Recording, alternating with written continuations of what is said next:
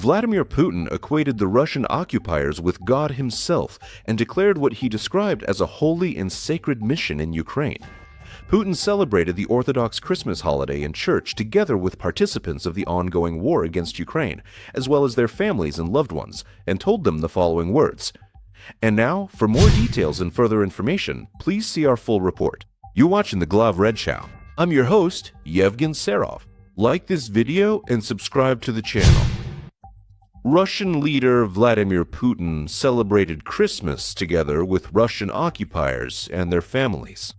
During the church service, the Kremlin chief called the participation of Russian soldiers in the war against Ukraine a holy mission.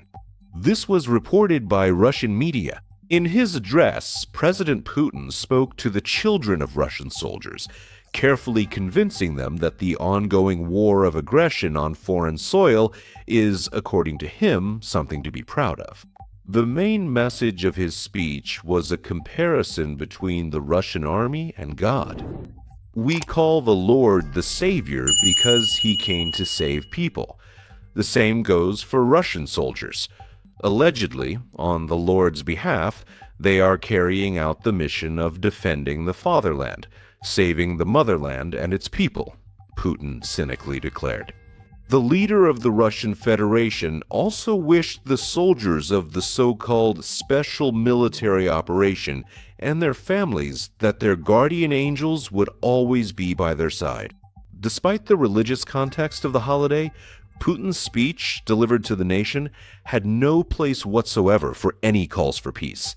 Instead, he specifically thanked the occupiers for serving the so-called fatherland on foreign soil, and called on all Russians to support the ongoing aggression against Ukraine, both in word and in deed. The Center for Countering Disinformation specifically emphasized that the Russian dictator used the church service to once again justify the war against Ukraine. In fact, Putin portrayed the war not as a straightforward political decision made by the Kremlin, but rather as some kind of deeply sacred, God-pleasing, and almost holy duty. This is a systematic and deliberate propaganda line of the Kremlin, intended specifically to present the ongoing aggression against Ukraine as a so-called holy war. Such a calculated blending of religious beliefs, official state ideology, and the military establishment shows us the total militarization of Russian society, as noted by the Center for Countering Disinformation. While Christmas remains a holiday of peace, love, and family around the world, Putin is turning it into a tool of military propaganda. As the Center for Countering Disinformation has once again strongly emphasized, Putin's militarized Christmas once again demonstrates that the Kremlin is preparing Russian society for a long and bloody war.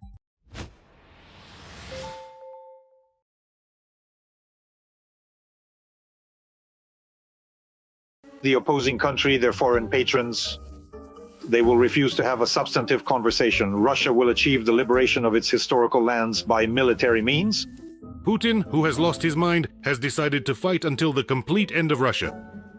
Putin, in principle, has already been defeated in the war, back in April 2022, when he failed to take Kiev and his blitzkrieg collapsed. Any other reasonable leader would have immediately sought a truce to save the lives of his own soldiers and the integrity of the country. But Putin suffers from a severe form of mania, a sense of grandeur that at the same time borders on a deep inferiority complex. This affliction does not allow him to admit his own defeat. After all, he swam in a submarine, flew with the cranes, took out terrorists in the bathroom, seduced a gymnast, blackmailed Europe with gas, and now he can't manage to conquer and reign in some Ukraine. Ladies and gentlemen, I would also like to ask you a question. What are Odessa and Mykolaiv somehow being left out of the equation? Why haven't we blocked them yet? Answer me, will you? Maybe we need to curb our appetite and understand what our army is actually capable of? What about the capabilities of the Ukrainian army? In the end, we've been watching the convulsions of the Russian army, economy, and statehood for 4 years now. Despite the fact that the occupiers are constantly advancing, their defeat is only a matter of time. And there isn't much time left. Even the most fanatical propagandists among their own people no longer believe in victory, or even anything resembling victory. How is that? It's a regime at the top with some KVN comedian, you know, a satirist like Zelensky at the helm. It turned out like this. He held out, you see, he managed to endure. You know, this is actually a kind of cultural and civilizational expression.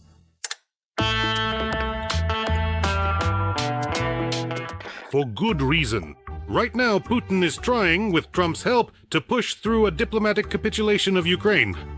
Because there is no chance from a military standpoint. Even his Botox-filled brain understands that. If the adventure with the Kremlin's peace plan fails, and it will, then Putin and his inner circle will urgently, they'll need to look for a backup airfield to escape from an international tribunal or their own enraged population. After the defeat, the people will wake up from their propaganda-induced coma and demand retribution against their former bold idol, who plunged the country into poverty, ruin, and international isolation. Even though he promised greatness, a Russian world from Kamchatka to Lisbon, and as a bonus, to take revenge on the Pechenegs. Our country has gone through serious trials more than once. It was tormented by the Pechenegs and by the Polovtsians too. Russia overcame all of them. Why did they even let him out of the hospital? It's no wonder that now Putin is especially actively preparing the ground for retreat. Or rather, for escape. According to the latest data and satellite images, North Korea is hastily building 3 luxurious mansions at once, on the grounds of the Kemsusan guest complex in Pyongyang. Each of the mansions covers about 13,000 square meters. The facilities are being prepared to receive high-ranking foreign leaders, or one particular not-quite leader. There is reason to believe that this is the hideout where Putin plans to take refuge after the war and fleeing Russia. And North Korea is a genuine partner, a true friend. And over there, it's a real celebration. So what actually happened? Why did Putin need to go to North Korea?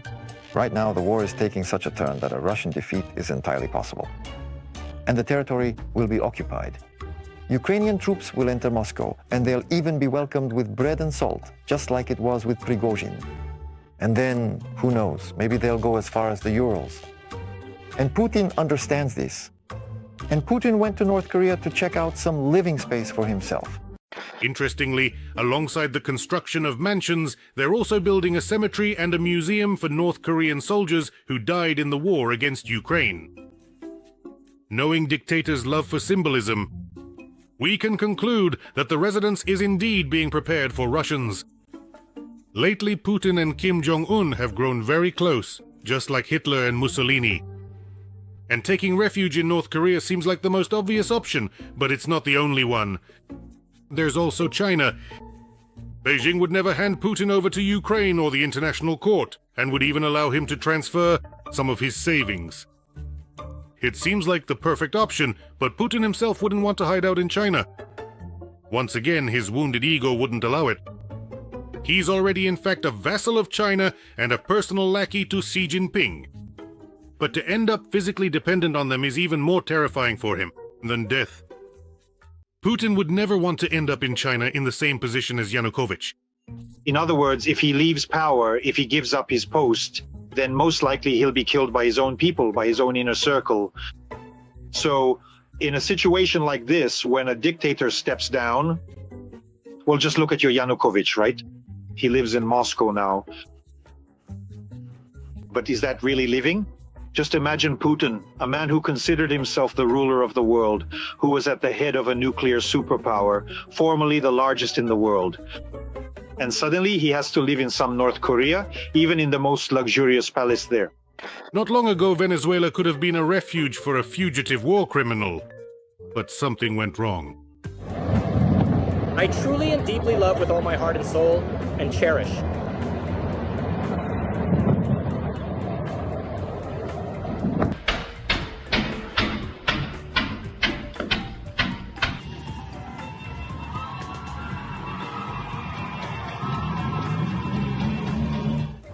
The distinct aroma of napalm in the morning. There are still two options left in South America. One is exotic and the other is humiliating. The exotic option is to lie low in Nicaragua. There, a marginal regime rules, which exists solely thanks to financial handouts from Moscow. Everything is run by the local version of Lukashenko, Daniel Ortega. He persecutes dissent, has imprisoned the opposition, and delights in all the crimes committed by Russia. Nicaragua is one of the few countries that recognize Crimea as Russian. We have gathered here today for the significant occasion of signing documents on cooperation between the Donetsk People's Republic, the Luhansk People's Republic, the Zaporizhzhia and Kherson regions, as well as Sevastopol on one side and the Republic of Nicaragua on the other. And also President Ortega and his vice president, who is also his wife, Oh, how convenient. openly supported Russia's full-scale invasion. They told Ukraine that they recognize all the occupied territories. To top it all off, Ortega calls the president of Ukraine and the prime minister of Israel servants of Satan and Hitler. They wanted to bring the fascist Nazi president of Ukraine so that he would attend the summit. On Nicaraguan paper, the perfect place for a Botoxed dictator to grow old. But in reality, there is no guarantee that after Putin loses the ability to prop up Ortega's regime with Russian budget money, the American Chick-Chirik won't hand him over guts and all for a good cash reward. All the dictatorial regimes that support Russia only do so as long as the Kremlin pays their bills. Keep your money in a savings bank. No one can guarantee that this exact same current regime, some indeed, won't just throw them into the same mine. Those very oligarchs, they might just wall them up somewhere and keep the money for themselves. That's the least that could happen. Besides, what stable regimes even exist there? For decades? In America, the only shameful option left is to ask for asylum in Argentina. Judging by the massive drug trafficking organized directly by the Russian Foreign Ministry, that is, by Putin himself, there are connections. They exist there. But there's a risk that the loyal population of the swamps, the ultra-patriots and various we-can-do-anything types, the loyalists won't survive it if their great geostrategist follows the path of the fleeing Nazis of the Third Reich. Well, there is. After all, Argentina is a place where many people have hidden, and by and large, many have actually managed to hide. But it's not all so rosy. There are some nuances. He isn't exactly being awaited there with open arms. Because at the first request from the Americans, I think they will hand him over. Well, except maybe for the initials in Cuba. Putin is a coward and a paranoid, which is why he's obsessed with his own security.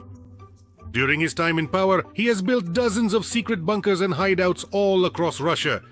For every possible scenario, there's a bunker under the Kremlin, one beneath the rock in Gelendzhik, one in Valdai in the Nizhny Novgorod region, the one Trump is so concerned about.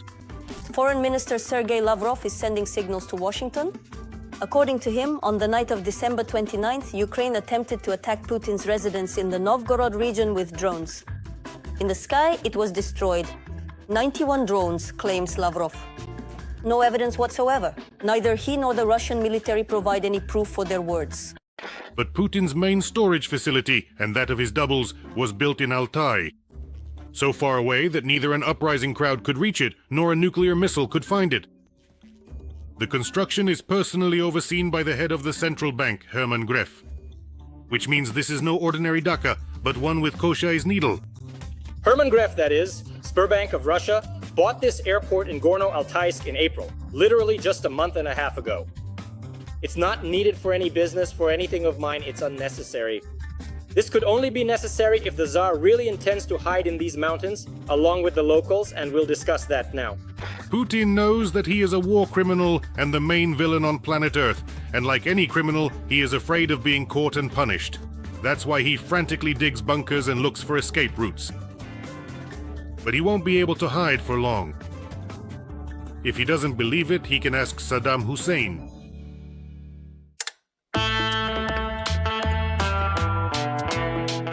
I want to remind you that this video was created for entertainment purposes and contains elements of satire and irony.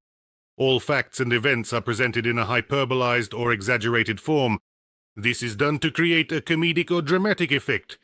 We do not aim to mislead, but simply focus on humor. Please take this with a smile.